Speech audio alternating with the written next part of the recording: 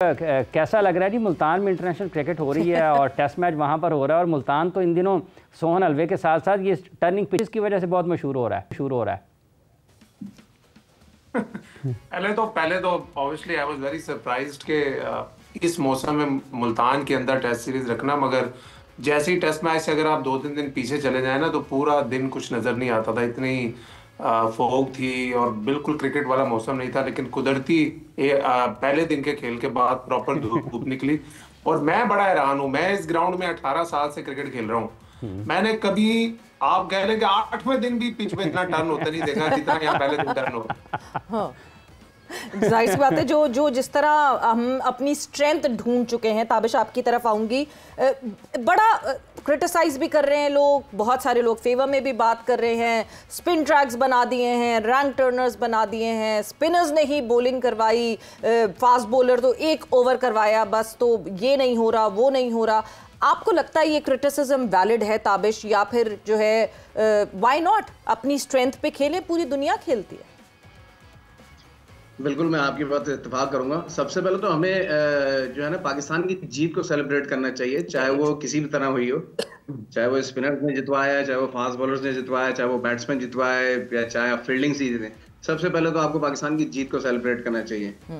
उसके बाद ये टेक्निकल पॉइंट्स आते हैं कि आप कितने फास्ट बॉलर्स को इस्तेमाल करें, कितने फास्ट बॉलर को नहीं इस्तेमाल करें। देखिए, स्ट्रेंथ आपको जब पता लग गई कि आप स्पिन ट्रैक से मैचेस जीत रहे हैं तो why not go for it. I mean, हमें मैच जीतने की तरफ जाना चाहिए, वाकई हम स्पिन बॉलिंग से जीते या फास्ट बॉलिंग से जीते। अच्छा, दूसरा एक पॉइंट ये मुझे समझ में आता है कि मैं देख रहा था फर्स्ट इनिंग के अंदर उनके फास्ट बॉलर ने 3 विकेट्स लिए हैं 4 ओवर 5 ओवर के स्पेल के अंदर ना, सील ने।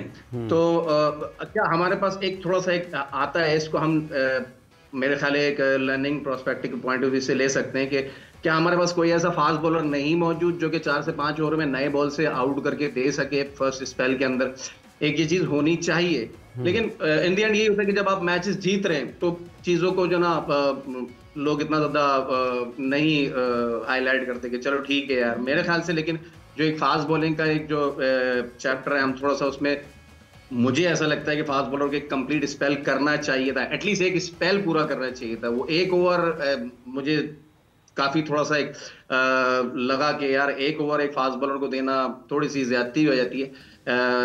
लेकिन चलें, इन द एंड हम टेस्ट मैच जीते, ये हमारे लिए खुशी की बात है।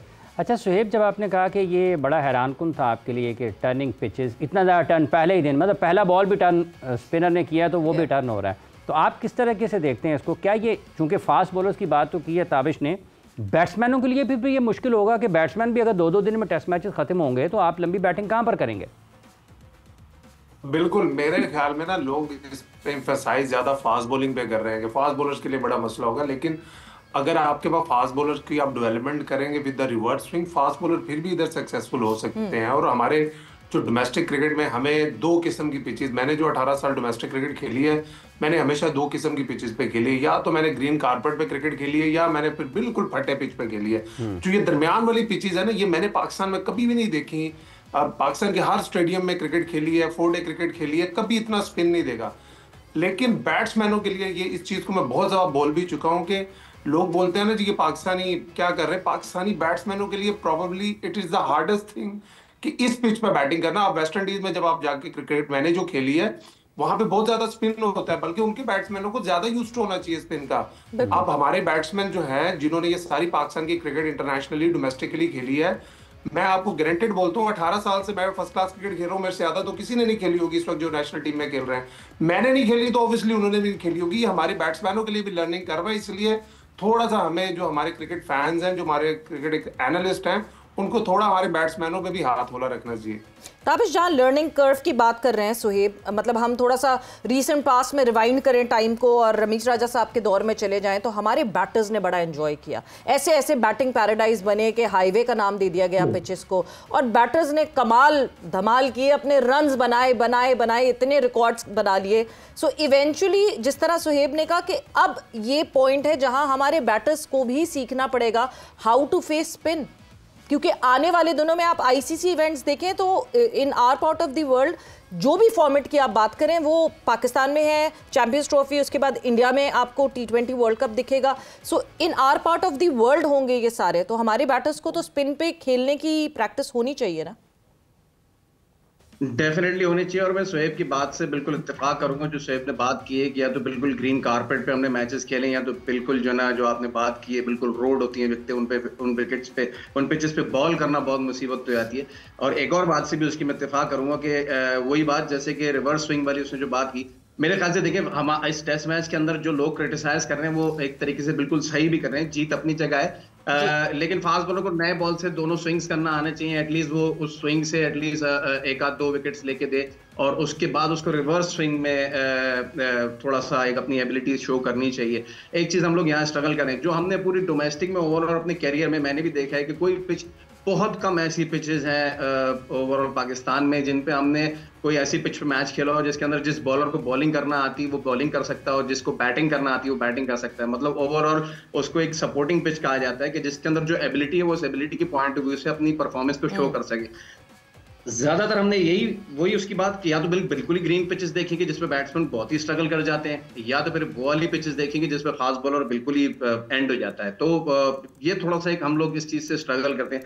दूसरी चीज ये कि आपने फ्यूचर कमिंग टूर्नामेंट्स के बारे में बात की है, तो अब एक चीज ये समझ में आती है कि चैंपियंस ट्रॉफी वनडे होने हैं सारे, वो कोई टेस्ट मैच तो होने नहीं है। तो एक थोड़ा सा एक स्केड्यूल मुझे एक समझ आता है कि ये थोड़ी सी चीजें आगे पीछे हुई नहीं है। उसूलन इस टाइम पे हमें जितने वनडेज खेलने चाहिए थे तो उससे हमारा जो एक जो है ना वनडेज की प्रैक्टिस हो जाती है और हमारा जो एक पूरा स्क्वाड जो है ना वो एक प्रॉपर शेप में आ जाता है। लेकिन अब ये चीज एक दूसरे उस पर निकल जाती है। अब अगर आप स्पिन ट्रैक्स की बात करें तो आप क्या साजिद खान को और नुमान अली और अबरार को चैंपियंस ट्रॉफी खिलाएंगे? नहीं खिलाएंगे। अब ये तो स्क्वाड वो जब अनाउंस होगा जब भी पता चलेगी ये बात। तो बहुत सारी चीजें मुझे ऐसा लगता है मिक्सअप हुई हैं। फिलहाल इस वक्त टेस्ट मैच के ऊपर फोकस है, तो अल्लाह करे हम ये टेस्ट सीरीज जीतें, और आगे क्या होता है क्या प्लान्स हैं वो लोग बेहतर जानते हैं। अच्छा सुहेब साहब, हमें मगर ये क्लैरिटी जरूर होनी चाहिए कि चैंपियंस ट्रॉफी में हमारी मर्जी से विकेट्स नहीं बनेंगे। आईसीसी के क्यूरेटर्स होते हैं वो जो कि उसको मॉनिटर करेंगे। अच्छा सुहेब, हमने आउट किया वेस्ट इंडीज को, लेकिन हम खुद आउट हुए भी हैं 2 मरतबा।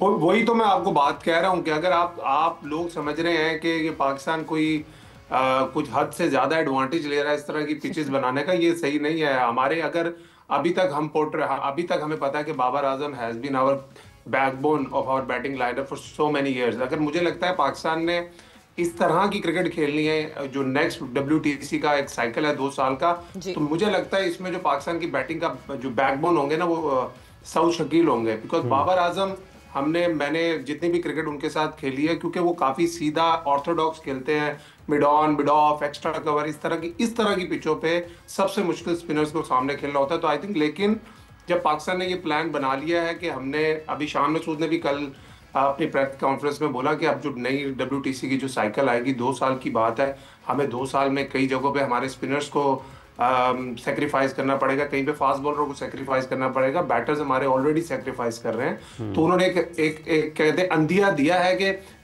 That's how we gonna play जो नेक्स्ट साइकिल आएगी, इसी तरह के स्पिन ट्रैक्स में। और लकीली पाकिस्तान ने जो मेजोरिटी ऑफ द टेस्ट है पाकिस्तान के उस साइकिल में, वो पाकिस्तान ने अपने होम पे खेलने हैं। तो इस तरीके से देखा जाए तो हमारी बैटिंग को फिर एक तो हमारी बैटिंग रूटीन्स हैं, जो हमारी बैटिंग प्रैक्टिस है बैट्समैनों की ऑफ सीजन, वो उस हिसाब से करनी पड़ेगी। और सबसे बड़ी बात जिस पर मैं एम्फसाइज करना चाहता हूं कि डोमेस्टिक क्रिकेट में भी फिर आपको जितनी आप इस पिच में मेहनत कर रहे हैं ना कि पिच को बनाने के लिए, WTC की वैल्यू भी अब वही एक वैल्यू है जैसे वर्ल्ड कप की वैल्यू होती है, बल्कि मेरे ख्याल में एज ए क्रिकेटर तो उसकी वैल्यू बहुत ज्यादा है किसी भी T20 वर्ल्ड कप से। और मैं हमेशा इस बात पे जोर देता हूं कि जब आप रेड बॉल क्रिकेट को वैल्यू करेंगे, आप रेड बॉल क्रिकेट में एक टॉप 3 दुनिया की टीमों में आएंगे, तो आपकी व्हाइट बॉल जो टीम है वो ऑटोमेटिकली इंप्रूव करती है। तो हमारा फोकस मुझे कुछ सालों से लगा था कि हमारा टेस्ट क्रिकेट भी इतना है नहीं, क्योंकि हमारे एक्स चेयरमैन भी क्रिकेट की कमर्शियल्स बात करते थे कि ये कमर्शियल नहीं है, इससे पैसा नहीं जनरेट होता, ये नहीं होता, वो नहीं होता। ऑब्वियसली जब आपकी टीम खड़ी होगी तो पैसा खुद जनरेट होता है। बिल्कुल। और